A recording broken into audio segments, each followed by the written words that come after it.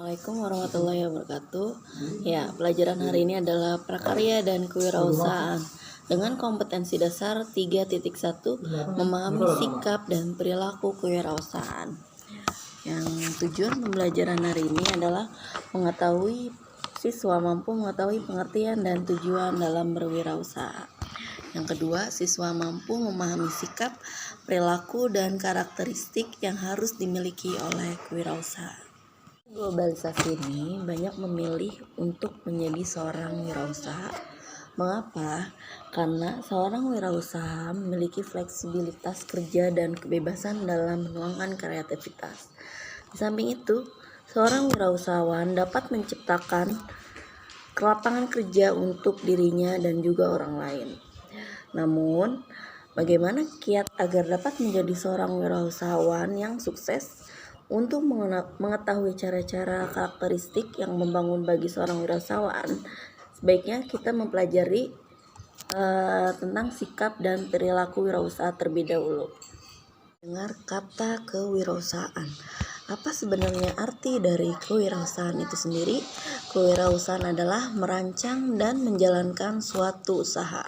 Seorang wirausahaan adalah seorang yang memiliki usaha kecil yang menawarkan produk, barang, dan jasa. Orang-orang yang berkecimpung pada bidang kewirausahaan disebut dengan wirausaha.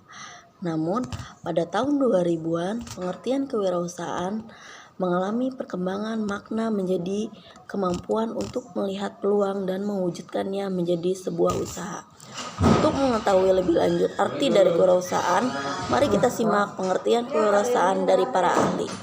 Nah, pengertian kewirausahaan menurut para ahli yaitu yang pertama, Richard Cantillon mengemukakan pendapatnya bahwa kewirausahaan adalah seseorang yang bekerja sendiri. Seorang wirausahawan membeli barang pada harga tertentu dan menjualnya pada masa yang akan datang dengan harga tidak menentu. Jadi definisi ini lebih menekankan pada bagian seorang menghadapi resiko dan ketidakpastian. Yang kedua ada Jean Baptiste Say 1816. Menurutnya Jean Baptiste Say seorang wirausahawan adalah agen yang menyatukan berbagai alat-alat produksi dan menemukan nilai dari produksinya. Yang ketiga ada Ahmad Sanusi. Menurut Ahmad Sanusi, kewirausahaan adalah suatu nilai yang diwujudkan dalam perilaku dasar tujuan, trik, taktik, tenaga penggerak, proses, dan hasil bisnis. Yang keempat ada Soeharto Prawiro. Soeharto Prawiro mendefinisikan kewirausahaan sebagai suatu nilai yang diperlukan untuk memulai sebuah usaha dan pengembangan usaha. Yang terakhir ada Raymond. Menurut kewirausahaan adalah seseorang yang inovatif, kreatif, mampu mewujudkan kreativitasnya untuk meningkatkan kesejahteraan diri, lingkungan, dan masyarakat. Nah, dari berbagai pendapat para ahli dapat disimpulkan bahwa kewirausahaan erat kaitannya dengan nilai, sikap, kreativitas untuk meningkatkan kesejahteraan diri maupun masyarakat. Untuk mewujudkan impian menjadi seorang wirausahawan, tentu saja dibutuhkan berbagai cara yang tepat. Salah satunya mengenai sumber dana. Sumber pendanaan dalam praktik kewirausahaan. Dalam melakukan kegiatan wirausaha, seorang wirausaha harus mengetahui dari mana sumber dana yang dapat digunakan untuk menunjang usahanya. Dengan pendanaan yang baik, seorang wirausaha dapat mempertahankan dan mengembangkan usahanya. Aspek keuangan adalah hal dasar dalam kegiatan kewirausahaan. Terdapat beberapa jenis pendanaan dalam kegiatan kewirausahaan. Di antaranya 1. Pendanaan dengan bootstrapping. Kalau bootstrapping itu bentuk pendanaan mandiri. Jadi seorang wirausaha tidak memakai pendanaan dari luar seperti investor. Pendanaan bootstrapping memang memberikan resiko yang besar bagi para wirausahawan, tetapi mereka menjadi lebih bebas dalam mengembangkan suatu usaha mereka. Contohnya, Dell dan Facebook merintis usaha dari pendanaan mandiri atau bootstrapping, dan saat ini perusahaan yang mereka rintis menjadi perusahaan raksasa. Nah, yang kedua ada pendanaan eksternal. Tidak selamanya metode bootstrapping itu bisa menjadi modal utama perusahaan. Ada kalanya suatu perusahaan membutuhkan bantuan pihak luar agar perusahaannya terus berjalan. Untuk itulah pendanaan luar dibutuhkan. Berikut ini jenis pendanaan luar yang bisa digunakan untuk membiayai perusahaan. Yang pertama ada investor malaikat.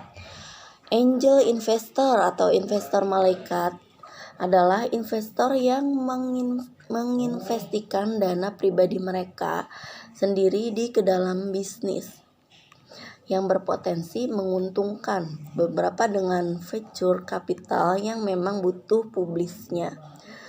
Angel investor menggunakan uang pribadi mereka sendiri sehingga mereka tidak suka dengan publisitas. Ciri-ciri angel investor menurut The Business Angel. Yang pertama ada investor individual, yang kedua ada berinvestasi pada startup atau bisnis tahap awal serta perusahaan yang sudah mapan. Yang ketiga dana investasi kurang dari 1 juta. Yang keempat dapat turun campur tangan atau tidak. Kalau yang kedua ada fitur kapitalis. Nah, menurut National Venture Capitalist Association, fitur kapitalis merupakan investor profesional yang mengkhususkan diri dalam bidang pendanaan dan pembangunan usaha baru.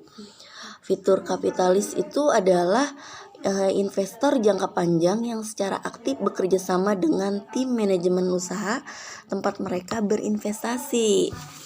Nah, kalau fitur kapitalisnya menggunakan uang orang lain, yaitu uang para investor yang menginvestasikan uang mereka untuk berinvestasi di perusahaan-perusahaan baru. Ciri-cirinya fitur kapitalis menurut The Business Angel. Dalam bentuk perusahaan, yang pertama dalam bentuk perusahaan, yang kedua jarang tertarik pada bisnis tahap awal kecuali sangat menarik. Yang ketiga dana investasi US 1 juta atau lebih perlu terlibat dalam manajemen. Nah,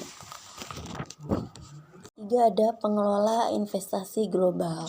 Pengelola investasi global atau lazim disebut dengan hedge fund adalah perusahaan yang mengelola investasi dari para nasabah.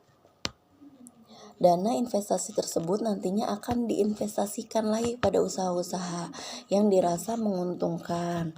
Manajer investasi sebagai pengelola dana mempunyai kebebasan penuh dalam mengelola dana investasi para nasabah. Yang proses kewirausahaan. Untuk berwirausaha tentu harus ada tahapannya. Secara umum seorang wirausaha akan melalui tahap-tahap seperti yang pertama tahap memulai. Nah, tahap memulai ini seseorang yang berniat untuk melakukan usaha harus mempersiapkan segala sesuatu yang diperlukan. Tahap ini diawali dengan melihat peluang usaha seperti apakah membuka usaha baru, melihat akuisisi perusahaan lain, atau melakukan usaha franchise. Nah, selain itu, tahap ini pun dimulai dengan memilih jenis usaha yang akan dilakukan, seperti usaha di bidang pertanian, industri, manufaktur, produksi, atau jasa. Yang kedua ada tahap melaksanakan usaha, yaitu tahap jalan. Nah, kalau yang ini seseorang wirausaha mengelola berbagai aspek yang terkait dengan usahanya, seperti aspek pembiayaannya, sumber dayanya, kepemilikannya, organisasi, dan kepemimpinannya. Nah, yang meliputi bagaimana mengambil resiko dan mengambil keputusan pemasaran dan melakukan evaluasi. Yang ketiga ada mempertahankan usaha.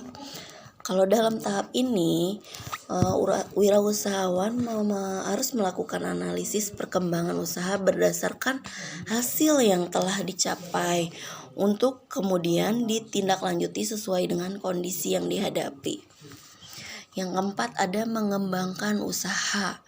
Tahap pengembangan usaha yaitu tahap saat hasil yang diperoleh tergolong positif, ya, antara mengalami perkembangan atau dapat bertahan. Dengan demikian, perluasan usaha menjadi salah satu pilihan yang mungkin diambil.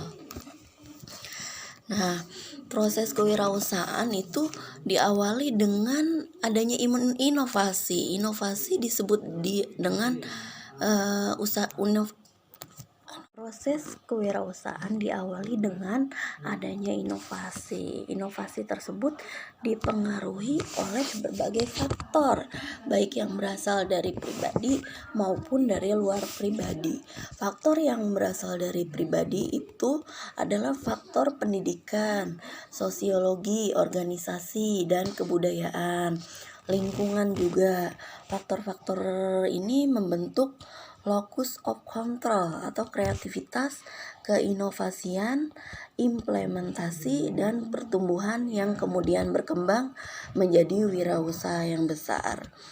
Nah, sedangkan kalau faktor yang berasal dari luar pribadi, antara lain itu adanya model peran, terus aktivitas dan peluang. Oleh karena itu, proses yang dipengaruhi lingkungan, organisasi, dan keluarga. Ya, lanjut ya, kita akan menjelaskan tentang jenis-jenis kewirausahaan. Step Blank membagi kewirausahaan menjadi beberapa bagian, yakni yang pertama kewirausahaan bisnis kecil, yang kedua usaha rintisan, yang ketiga usaha besar, yang keempat kewirausahaan sosial. Nah, kewirausahaan dengan usaha kecil sekarang ini makin berjamur di Indonesia. Tentu saja hal ini sangat menggembirakan, mengingat kewirausahaan merupakan salah satu bentuk kemandirian. Namun, perlu kamu ketahui bahwa kewirausahaan dengan usaha yang kecil harus dijalankan dengan telaten dan hati-hati agar tidak layu sebelum berkembang. Yang kedua adalah usaha rintisan. Nah, berbeda ya dengan kewirausahaan bisnis kecil. Para wirausaha dengan usaha rintisan ini tahu persis bahwa usaha yang mereka jalankan adalah suatu saat akan mengubah wajah dunia. Usaha mereka akan menarik para investor untuk menguncurkan dana dengan jumlah yang fantastis. Mereka menyewa pekerjaan terbaik. Tugas pekerja-pekerja tersebut adalah membuat inovasi. Setelah mereka menemukan inovasi yang pas, mereka akan fokus kepada inovasi tersebut, sehingga para investor tetap akan menguncurkan dana mereka. Nah, kalau usaha besar itu memiliki siklus hidup yang terbatas. Usaha besar akan tetap berkembang selama mereka terus mengembangkan inovasinya dan menawarkan produk yang baru atau bervariasi. Ada hal-hal yang harus diperhatikan dalam wirausaha yang bisnisnya sudah besar. Antara lain, perubahan selera konsumen, yang kedua adalah teknologi baru, yang ketiga tata ukur, dan yang keempat kompetitor baru. Kalau di usaha besar, kalian akan menemukan 4 hal tersebut. Nah, 4 hal tersebut dapat mempengaruhi naik turunnya suatu usaha yang sudah besar. Yang terakhir adalah kewirausahaan sosial. Wirausaha sosial adalah para inovator yang menciptakan produk dan jasa dapat memenuhi kebutuhan sosial. Namun, wirausahawan sosial memiliki cita-cita bahwa usaha yang dibangunnya dapat membantu dunia menjadi tempat yang lebih baik. Usaha-usaha dalam kewirausahaan sosial bisa berwujud usaha non-profit, usaha biasa, dan gabungan dari keduanya. Ya, latihan yang kedua Yang pertama, jelaskan definisi wirausaha menurut pendapat kalian. Sebutkan jenis, yang kedua ya, sebutkan jenis-jenis kewirausahaan menurut Step Black. Yang ketiga, sebutkan ciri-ciri perilaku fitur kapitalis. Yang keempat, jelaskan pengertian bootstrapping. Yang kelima, apa pengertian kewirausahaan menurut Jean Baptiste Say? Oke, dikumpulkan minggu depan. Sekian dari saya, stay safe, stay home. Terima kasih anak-anak hebat. Wassalamualaikum warahmatullahi wabarakatuh. Untuk materi minggu depan adalah sikap dan perilaku seorang wirausahawan.